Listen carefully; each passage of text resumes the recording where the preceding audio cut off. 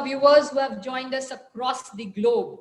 Today, 25th September 2020, is a momentous day in the history of ITM SLS Baroda University as we celebrate its first Foundation Day. Of course it is. It's a proud moment for all of us that we have marked and grown a year older.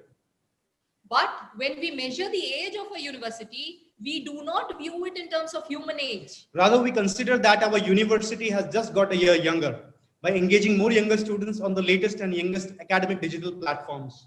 What makes us significantly different from others? Actually, there are two things which makes us significantly different from others. One is the unique teaching learning process. And second is the art and cultural treasures that abound our campus. One can find the walls of our university turned into galleries and the corridors filled with the treasured objects. With the view of promoting art and sculpture, we at ITM Baroda University keep organizing sculpture camps, art camps, and symposiums at regular intervals. And on this note, which makes us outstand from the rest.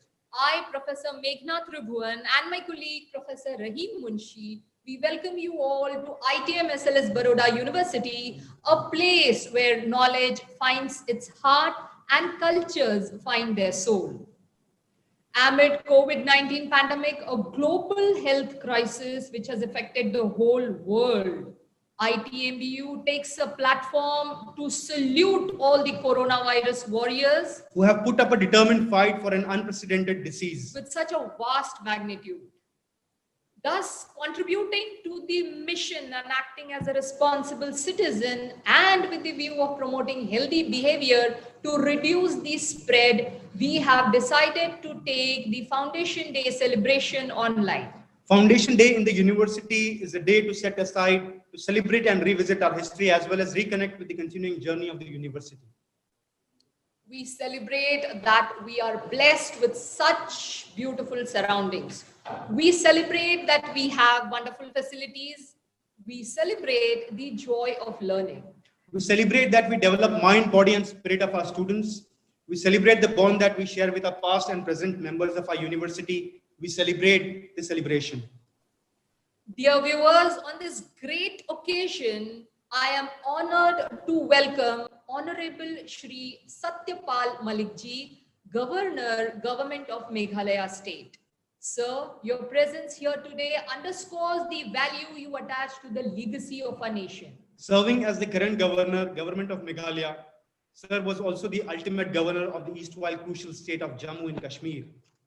It was during his tenure that the constitutional decision to abrogate Article 370 was taken, which gave a special status to J&K. Sir has successfully managed the challenges to win the confidence of the people of Jammu and Kashmir state and had successfully overcome the regional imbalance in the state.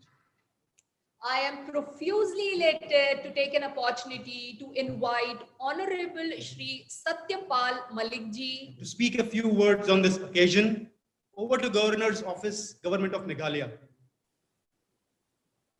ITM SLS Baroda विश्वविद्यालय के प्रथम स्थापना दिवस पर इसकी president Shrimati Kanupriya Singh Rathore, इसके vice president Shri Ravindra Singh Rathore, provost, समस्त अधिष्ठाताओं, विभागाध्यक्षों, शिक्षकों, कर्मचारियों एवं छात्रों को हार्दिक बधाई देता हूं। ये गर्व का विषय है कि ITM बड़ौदा विश्वविद्यालय ने न केवल अपने आप को एक अल्प समय में ही राष्ट्रीय स्तर पर स्थापित किया है, बल्कि अंतर्राष्ट्रीय स्तर पर भी स्वयं को एक गुणवत्तापूर्ण एवं उत्कृष्ट शैक्षणिक एवं शोध के केंद्र के रूप में स्थापित कर लिया है। शिक्षा की गुणवत्ता किसी भी राष्ट्र के विकास का प्रतिबिंब है। गुणवत्ता युक्त शिक्षा न केवल एक व्यक्ति का परिचय अपने आप से कराती है, बल्कि वो उसका संबंध अपने पर्यावास से भी परम पूरकता के सिद्धांत के आधार पर करने में मदद करती है। ये आधार एक छात्र को न केवल अपना जीवन समग्रता से जीने में मदद के साथ साथ उसे अपने लक्ष्य हासिल करने में भी मदद करता है।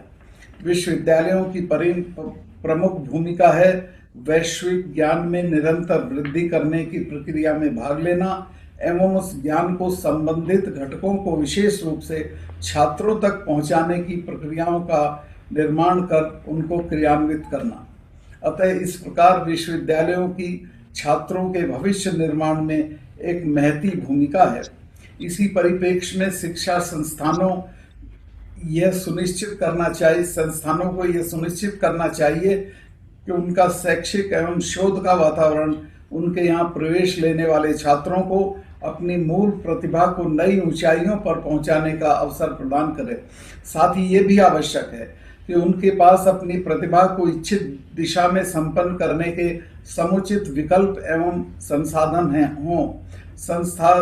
संस्थानों पर यह भी जिम्मेवारी है कि वो शिक्षा प्रणाली को इस प्रकार विकसित करें कि वो छात्रों में सामाजिक समरसता, संवेदनशीलता, समतामूलक समाज, ईमानदारी एवं सर्वधर्म सद्भाव के प्रति न केवल अटूट आस्था पैदा करें बल्कि उसका पोषण भी करें।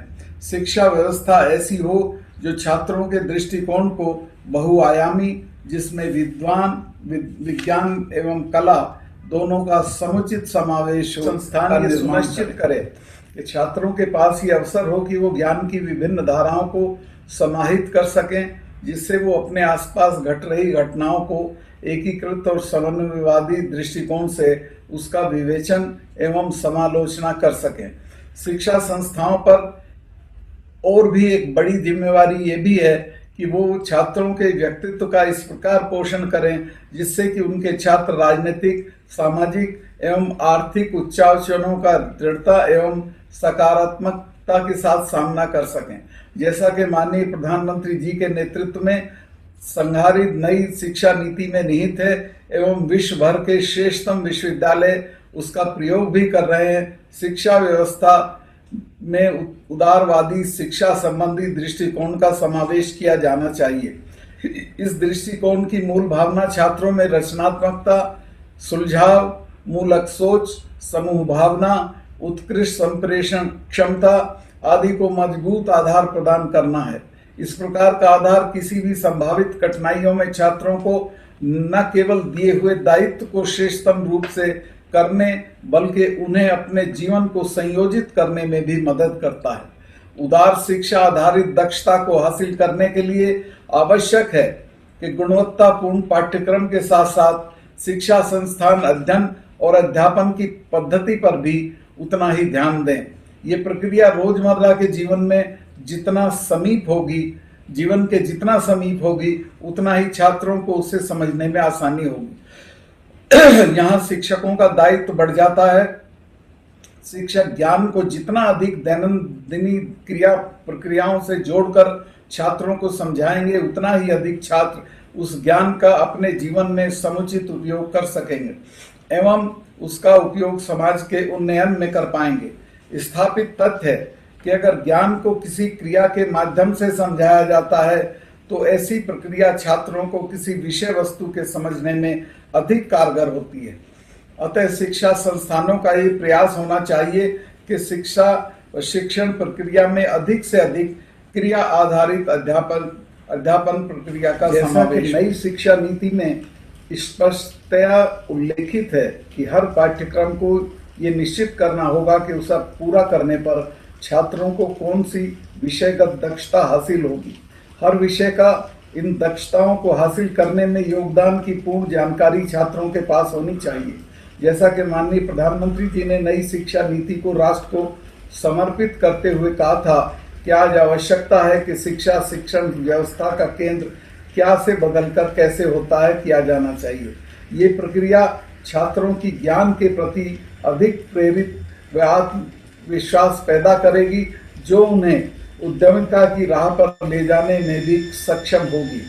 इस प्रकार की प्रक्रिया से निकले एवं निखरे हुए छात्र एक अच्छे नागरिक, कर्मी, सहकर्मी, उद्यमी एवं सर्वोपरि एक अच्छे व्यक्ति के रूप में सामाजिक उन्नयन में सकारात्मक भूमिका निभाएंगे, ऐसा पूर्ण विश्वास है।